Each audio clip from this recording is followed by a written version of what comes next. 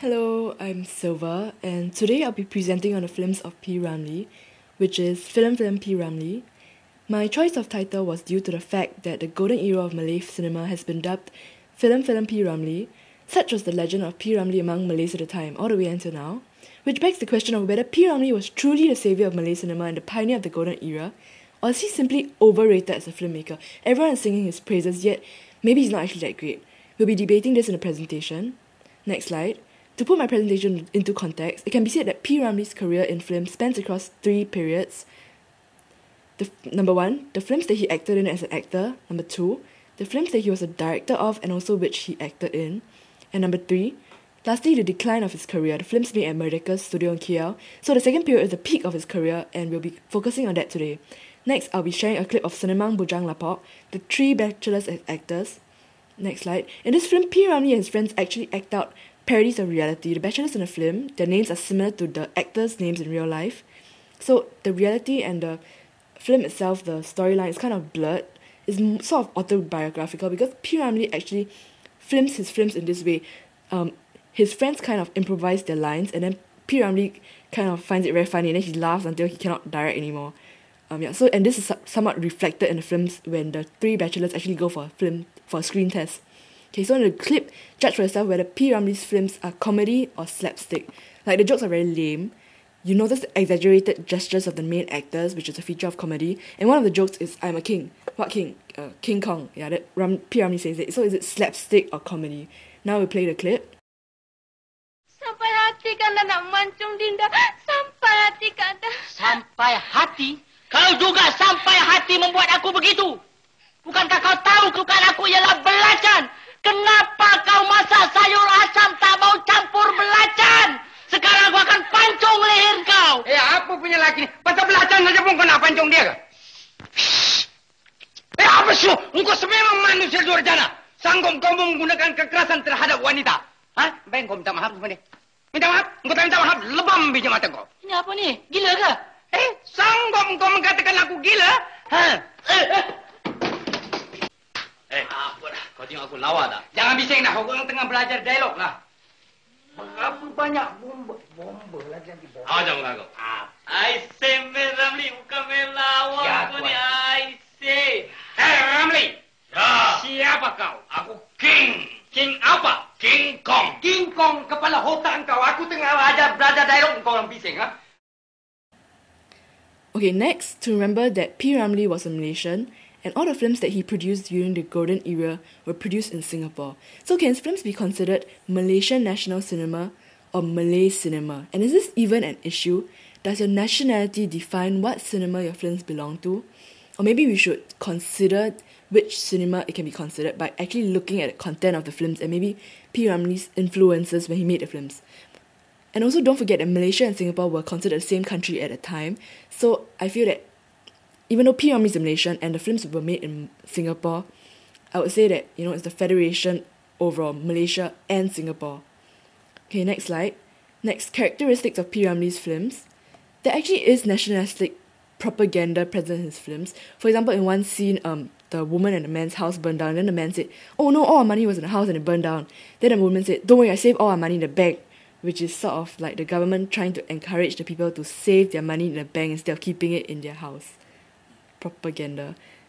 And then his films also teach moral values, for example, not to be very considerate and not make noise when the neighbours are trying to sleep. And all this is portrayed to comedy, so it's sort of funny but also like sticks in your head. So I feel it's sort of effective in teaching people sort of good values or propaganda. And also it's been said that there's a presence of stereotypes in his films, for example between the rich and the poor, but we'll argue that later. And also there's a sense of community in his films. And one thing to consider about his films is that they're not remarkable for their technical innovation, neither for their camera angles, but mainly he's remembered for the content and the comedy of his films. So is he comparable to Hussein Hanif as a filmmaker? Because Hussein Hanif is vastly underrated as compared to P. Ramlee. But you must also consider that they're very different filmmakers. They're both great, but great for different reasons.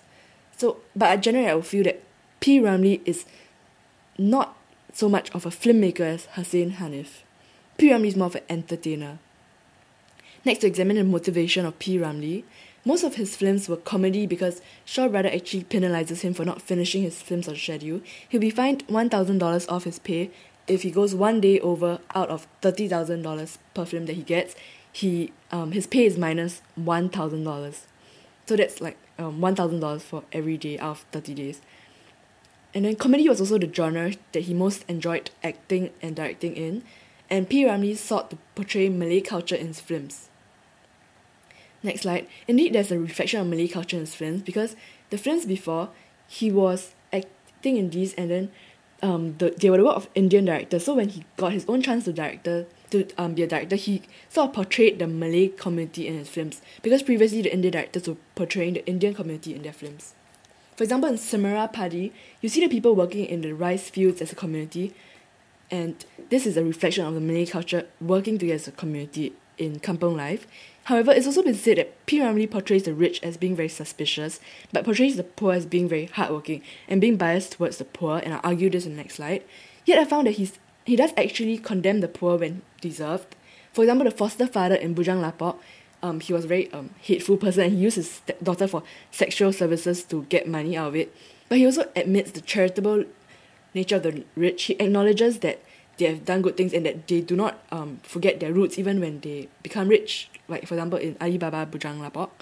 And thus I would conclude that P. Ramlee gives a very objective portrayal of both stereotypes in his films.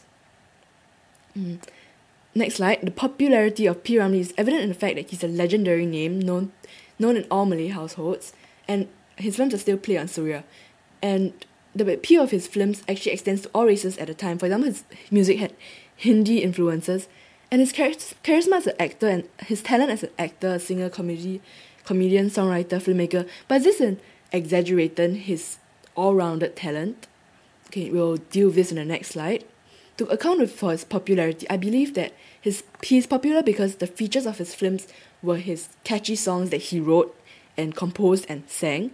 His music was very catchy, and he used his storyline to identify very well with the audience. And Malay fans wish to be him. They wish to fall in love like P. Ramlee and fight for their love, and they really identified with the storyline, and they felt very strongly towards P. Ramlee's films. Next slide. The 1950s were also hailed as the golden era, and P. Ramlee was the saviour of Malay cinema. But how true is this? Because he was the only filmmaker present, and he was an actor first before he began directing. So how good of a filmmaker can he be actually?